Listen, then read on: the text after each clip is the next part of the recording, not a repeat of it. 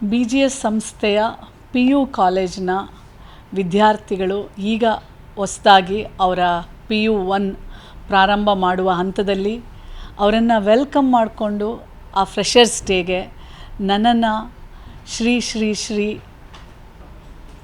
ಪ್ರಕಾಶ್ ನಾಥ್ ಸ್ವಾಮೀಜಿಯವರು ಕರೆದಿದ್ದರು. ನಾನು ಒಬ್ಬಳು ತಾಯಿಯಾಗಿ, ಒಬ್ಬಳು ವೈದ್ಯೆಯಾಗಿ, ಒಬ್ಬಳು ಶಿಕ್ಷಕಿಯಾಗಿ, ಒಬ್ಬಳು ಮಹಿಳಾ ಆಯೋಗದ ಅಧ್ಯಕ್ಷೆಯಾಗಿ ಆ ಮಕ್ಕಳನ್ನು ಉದ್ದೇಶಿಸಿ ಮಾತಾಡಿದೆ.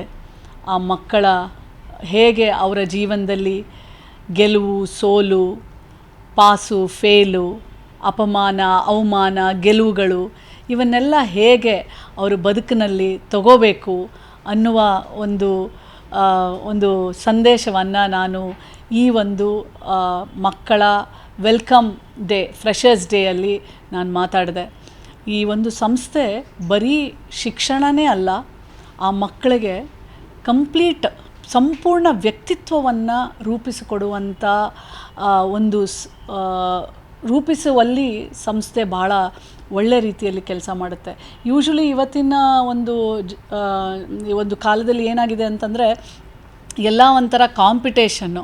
ನಮ್ಮ ಮಕ್ಕಳು ಎಷ್ಟು ಮಾರ್ಕ್ಸ್ ತೊಗೊಳ್ತಾರೆ, PUCಲಿ ಎಷ್ಟು, ಅವರೆಷ್ಟು ಇವರೆಷ್ಟು, ಕಡಿಮೆ ಯಾರು, ಪಾಸ್ ಯಾರು, ಫೈಲ್ ಯಾರು, ಆಮೇಲೆ ಮಕ್ಕಳ ಮೇಲೆ ತರುವಂಥ ಆ ಒಂದು ಮಾನಸಿಕ ಒಂದು ಪ್ರೆಷರು. ಮಕ್ಕಳು ಎಷ್ಟೋ ಜನ ಸೂಸೈಡ್ಗೆ ಶರಣಾಗ್ತಾರೆ, ಡಿಪ್ರೆಷನ್ಗೆ ಹೊರಟೋಗ್ತಾರೆ, ಹೊರಗಡೆನೇ ಬರಲ್ಲ, ಮಾತುಕತೆ ಬಿಟ್ಬಿಡ್ತಾರೆ. ಸೊ ಆದರೆ ನಾನು ಇಲ್ಲಿ ನೋಡಿದ ವಾತಾವರಣನೇ ಸಂಪೂರ್ಣವಾಗಿ ಡಿಫ್ರೆಂಟ್ ಇದೆ. ಬರೀ ಓದೋದಲ್ಲ, ಎಲ್ಲ ಥರ ಎಕ್ಸ್ಟ್ರಾ ಕರಿಕ್ಯುಲರ್ ಆ್ಯಕ್ಟಿವಿಟೀಸ್, ಅದು ಡಾನ್ಸ್ ಇರ್ಬೋದು, ಹಾಡು ಹೇಳೋದಿರ್ಬೋದು, ಆಟ ಆಡೋದಿರ್ಬೋದು, ಪ್ರತಿಯೊಂದರಲ್ಲೂ ಮಕ್ಕಳನ್ನು ಅದು ಅಂದರೆ ಅವರು ಎಲ್ಲದಕ್ಕೂ ಅಷ್ಟೇ ಒಂದು ಇಂಪಾರ್ಟೆನ್ಸ್ ಕೊಟ್ಟಿದ್ದಾರೆ. ಅಂದರೆ ಒಂದು ಡಾನ್ಸ್ ಮಾಡ್ತಾರೆ ಅಂದರೆ ಮಕ್ಕಳಿಗೆ ಪರ್ಮನೆಂಟ್ ಕೊರಿಯೋಗ್ರಾಫರ್ ಇದ್ದಾರೆ, ಆಟ ಆಡ್ತಾರೆ ಅಂದರೆ ಪರ್ಮನೆಂಟ್ ಕೋಚಸ್ ಇದ್ದಾರೆ. ಯೂಶ್ವಲಿ PUC ಮಕ್ಕಳಿಗೆ ಬರೀ ಓದೋದಷ್ಟೇ, ಒಂದು ಫ್ಯಾಕ್ಟ್ರಿ ಥರ, ಒಂದು ಇಂಡಸ್ಟ್ರಿ ಥರ ಪ್ರಾಡಕ್ಟ್ಸ್ನ ಪ್ರೊಡ್ಯೂಸ್ ಮಾಡ್ತಾರಲ್ಲ, ಆ ಥರ PUC ಆದಮೇಲೆ ಮಕ್ಕಳನ್ನ ಪ್ರೊಡ್ಯೂಸ್ ಮಾಡೋದು ಅದಲ್ಲ.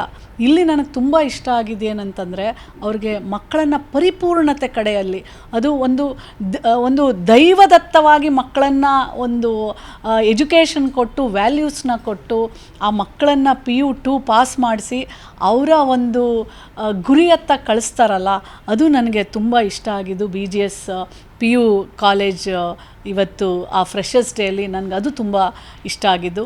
ನನ್ನಿಂದ ಎಲ್ಲ ಮಕ್ಕಳಿಗೂ ಹಾರೈಕೆ, ಆಶೀರ್ವಾದ.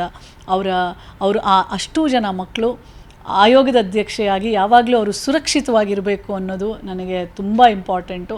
ಹಾಗಾಗಿ ಅದ್ರ ಬಗ್ಗೆನೂ ಸಹ ನಾನು ಅವರಲ್ಲಿ ಇವತ್ತು ಮಾತಾಡಿದೆ. ಆ ಹೆಲ್ಪ್ಲೈನ್ಸು, ಅವ್ರು ಯಾವುದೇ ಎಮರ್ಜೆನ್ಸಿ ಇರಬೇಕಾದ್ರೆ 112 ಎಮರ್ಜೆನ್ಸಿ ಹೆಲ್ಪ್ಲೈನು, ಮತ್ತು 1930. ಇವತ್ತು ಎಲ್ಲ ಮಕ್ಕಳ ಹತ್ರ ಸ್ಮಾರ್ಟ್ಫೋನ್ ಇದೆ. ಆ ಸ್ಮಾರ್ಟ್ಫೋನಿಂದ ಎಷ್ಟೋ ಕ್ರೈಮ್ಸ್ ಆಗುತ್ತೆ. ಸೊ ಹಾಗಾಗಿ ಆ ಥರ ಏನಾದರೂ ಸಂದರ್ಭ ಬಂದಾಗ ನೀವು 1930 ಹೆಲ್ಪ್ಲೈನ್ ಯೂಸ್ ಮಾಡಬೇಕು ಅಂತ ಹೇಳಿ ನಾನು ಮಕ್ಕಳಲ್ಲೆಲ್ಲ ಮಾತಾಡಿದ್ದು ನನಗೆ ತುಂಬ ಖುಷಿ ಕೊಟ್ಟಿದೆ, ಸಂತೋಷ ತಂದಿದೆ.